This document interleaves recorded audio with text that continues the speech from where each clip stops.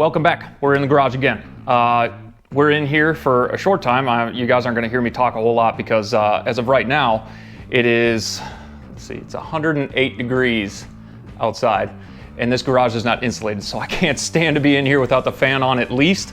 And this happens to be one of the coolest days we've had in like 3 weeks. If you guys aren't tracking, Arizona has set a record for most days in a row. I think it's above 20 now for temperatures above 110 degrees. We may have just broke that streak today, and it's only because it's overcast. So it's boiling hot in here, but I'll have the fan going.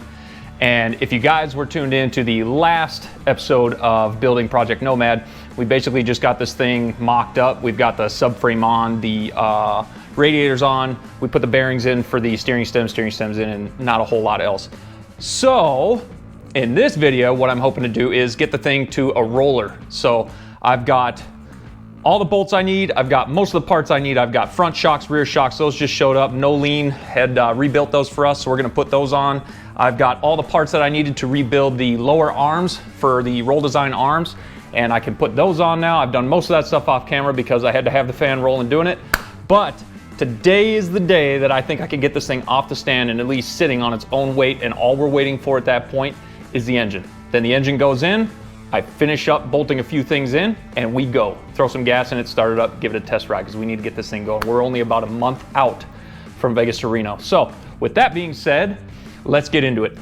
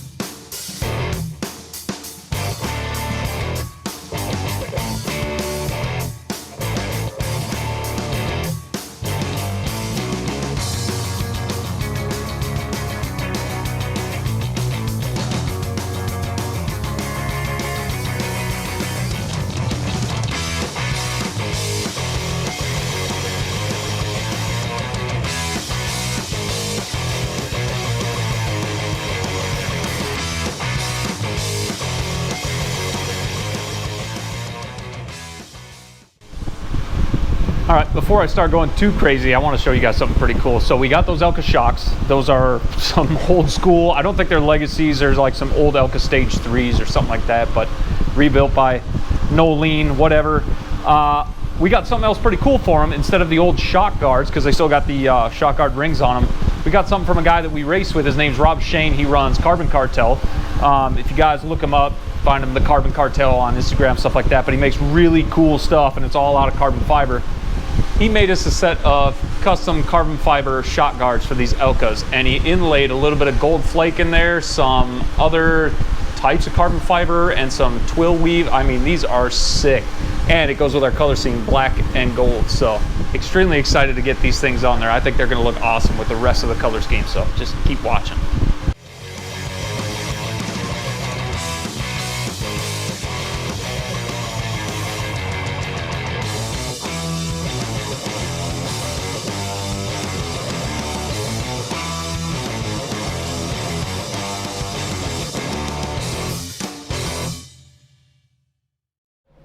Okay, something really cool just happened while I was out here working again. I came back out and was working on the rear carrier and everything, getting the axle in and all that.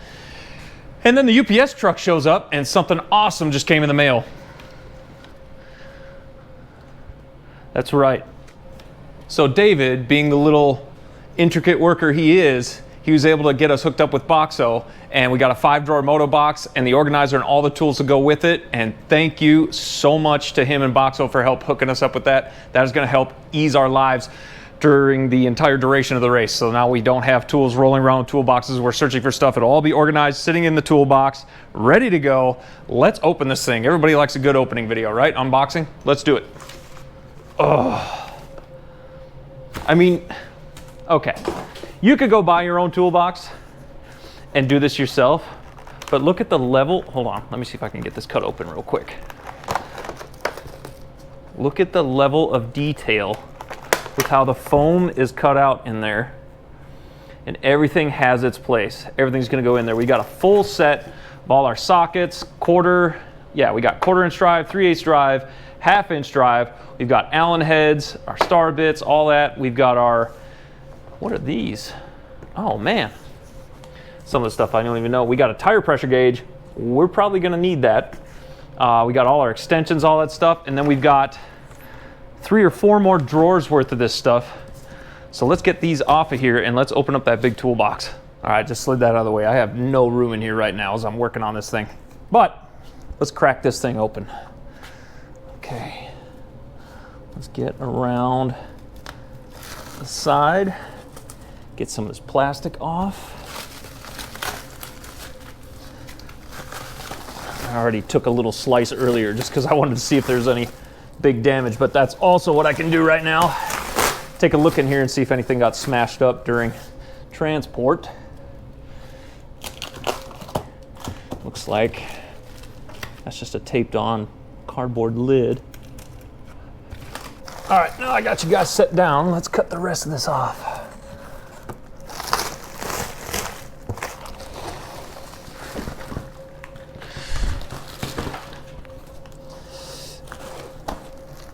Oh. Don't mind me sweating right now. It's only been 118 today down here in Arizona. See if I can slide this straight up and out of here. I don't know. Oh, okay. There it is. I mean, this is the kind of toolbox you dream about. Maybe not as a kid, but... Ooh, don't tell me that's locked. Don't tell me that's locked. Well, I better look up the combination. Let's try all zeros. What do you say? Ha! It worked. I mean, I know this is some pretty spendy stuff, guys, but I'm extremely excited to have this. Digit lock operation. Okay, I better save that one. Oh, you got all these nice drawers in here. We'll be able to put all those separators that are in there, slide them into the drawers, whichever order we really want. And I think we have an extra or 2 extra drawers where I can put some spare parts, maybe some other extensions and things we might need. But I'll have all that in this box, accessible on the back of the chase truck, so that we can get to everything and hopefully repair whatever we need to quickly. I can't. Sorry about all the sweat, but like I said, it was 118. I think we're at 23 days above 110 down here now. So Thank you, David and Boxo, so much for getting that stuff to us. It's going to go to great use. We're going to use it for a long time, and I can't wait to get that thing cracked open. Hopefully, we don't have anything major, but I wouldn't mind using some of those tools during the race. So, thanks again, guys.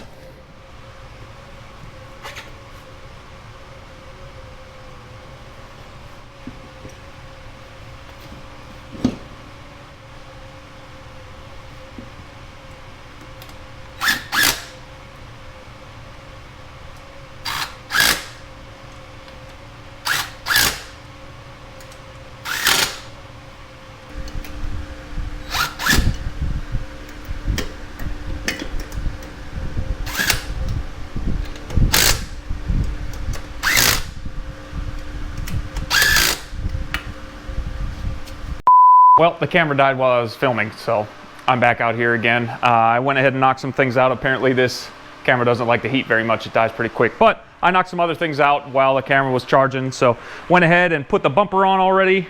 Got brakes routed. That was kind of a pain because I had flipped the brakes by accident because we're running dual brake lines.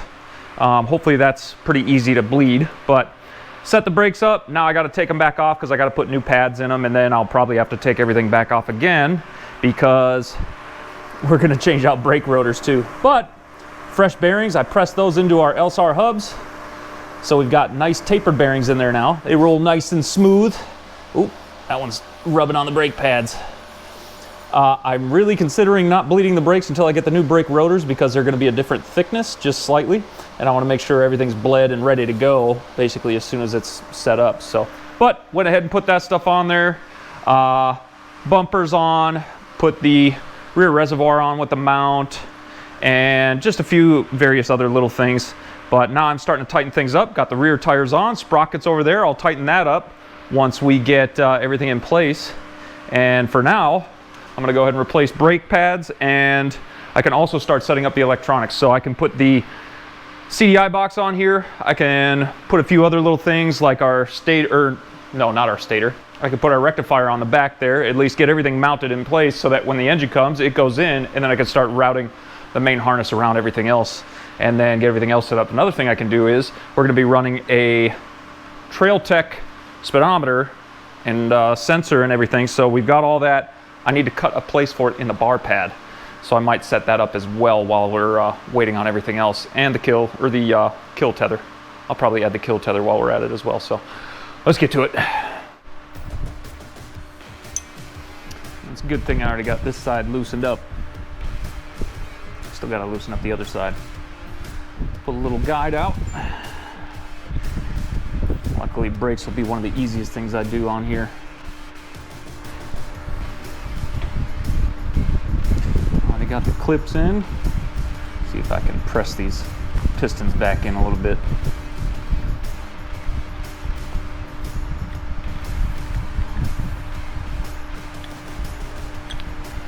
Easy peasy.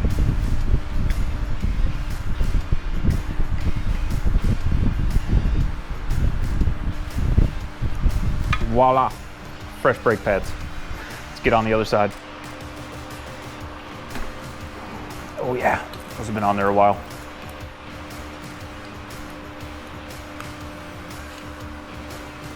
Oh, yeah, getting a little crusty. And then you can see right here as well, it's not a nice even wear pattern because this rotor, these rotors aren't too bad, but the rotors you used to ride on were even worse. You start getting all that grooving and it starts ruining the brake pads and all that. So definitely need to change these out and get some fresh rotors on. It's always a good idea to at least put some fresh rotors on there. Yeah, that one's almost as bad. It's a little better, but crusty. Much better. So clean. On these Honda brakes here, it seems a little bit easier to get that inside brake done first. That little pad in there. And then your outer pad will slide in easier. There's a groove on the inside here that if you try to put the outer one in, it's just sitting against this caliper right here, and it doesn't allow enough room for that inner one to go in and slide over into the pistons. So, just a little something I found out doing it the hard way, of course. All right, let's get the pin in there.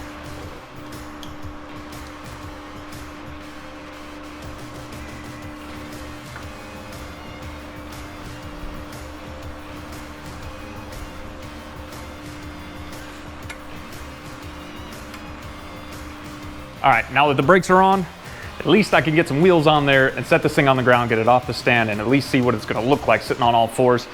I still don't have the engine and stuff like that, so it won't be sitting at ride height, and I won't have everything in there to torque everything down, but I can torque a few things at least, and then lay some electronics out while it's sitting on tires and move the stand over to something else I gotta put on it. So let's get after that.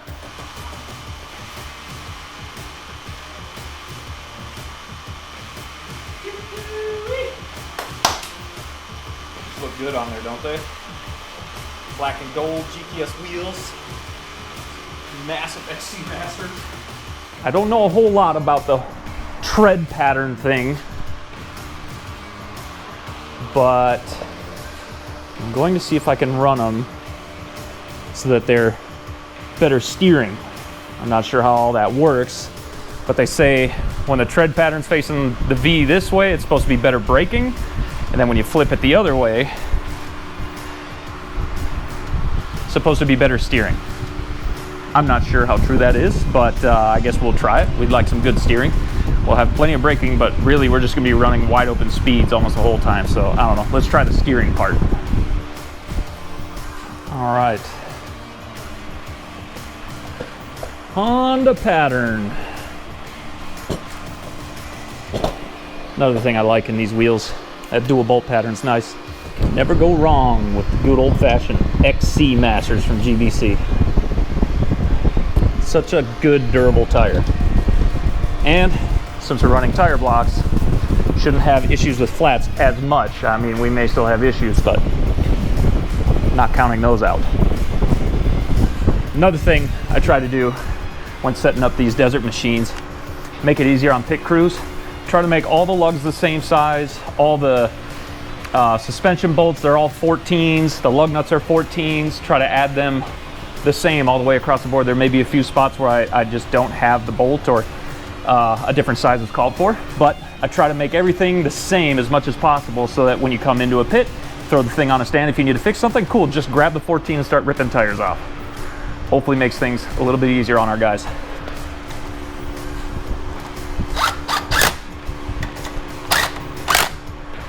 Definitely some cool lug nuts, Jason. They're huge. Lots of black and gold. Can't wait to give you guys a final reveal on this thing. It's gonna be awesome.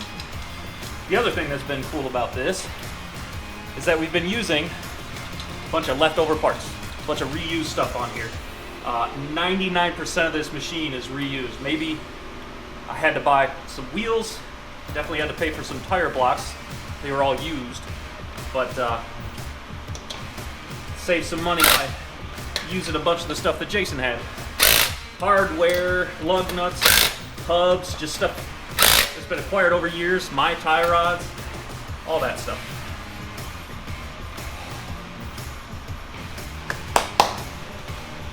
I really need to invest in one of those remote microphones.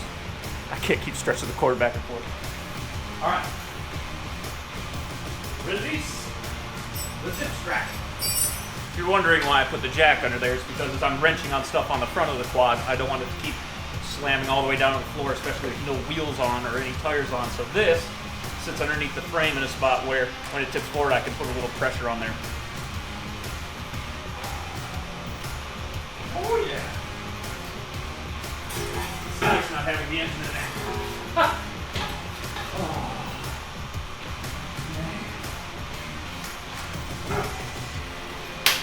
On all fours.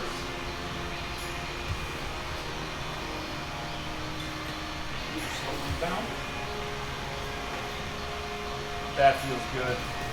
Now, I don't have the weight of the engine in there, so I can't really torque everything down, but I can at least get a sense of where the toe is on everything and camber, so I can adjust that a little bit. I try to use a level and adjust the hubs in and out, so at least I read level on everything, so hopefully 0 degrees of camber is what I'm looking for.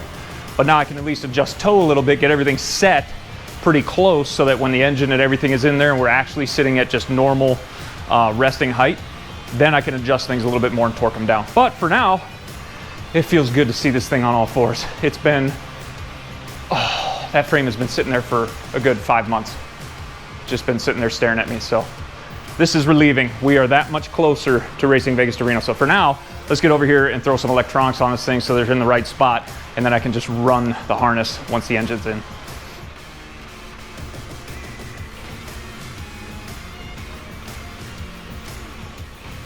Yeah, this is a totally different harness than I'm used to, but it can be figured out. One of the best tools I've had is online manuals, or going on to motorsport.com and just looking up OEM parts, and then they have all the schematics of what everything looks like, where it goes, the order it goes in, whether it has a gasket or not. Super helpful, especially if you're just starting. At least I have somewhat of an idea of how Hondas go together, so that helps.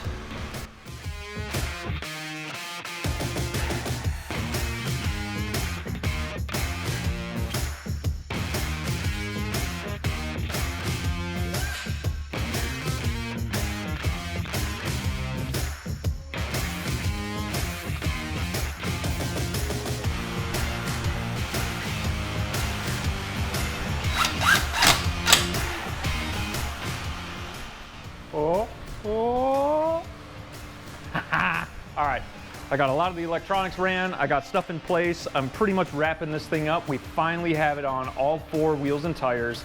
I already set the toe and the camber a little bit, so we should be at almost 0 degrees of camber. The toe should be straight. I'll mess with that just a little bit more once we get the new brake rotors on, but for now it's all set. And the last thing I'm gonna do is put on the oil cooler, so that should be the last thing I do for today, and we finally have a roller. So that's another reason why a lot of guys, when they race these desert races and they're on 450s, they're usually on an 05 Honda 450. Not only the transmission and things like that, but you also have an oil cooler. So this is separate from the engine. It sits up here right in front of the radiator, right behind all this stuff, and it helps keep that engine oil cool. It also adds a little bit more oil to the engine, so you have more to cycle through, and it really keeps these things durable. So that's just another good reason to use these 05 TRXs. First thing I got to do is get this little grommet, push back in here, do its little hole, so I can take the oil cooler itself. It's got a little guide peg on the bottom there. Basically that little peg just slides into the grommet, helps align everything, and then these will just bolt up. There it is, tucked up in there. Hard to see with all the fenders and stuff on. Got the fins in. I just need to run the little bolts in there.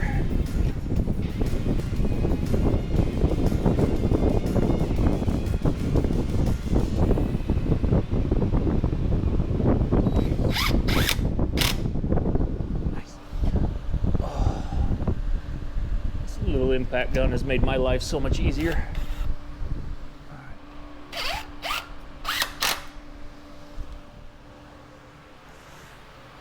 All right, we're all set. The roller is done. Can't wait for the engine. Hopefully in the 3rd installment of this, I have the engine in, you guys see plastics on it, and the thing is running and rolling. I can get some heat cycles through it, go take it for a test ride, see what's loose, tighten it up again, and then basically after that, it's race time. So thanks for coming along, and I'll see you guys in the next video. Hopefully it's all done by then.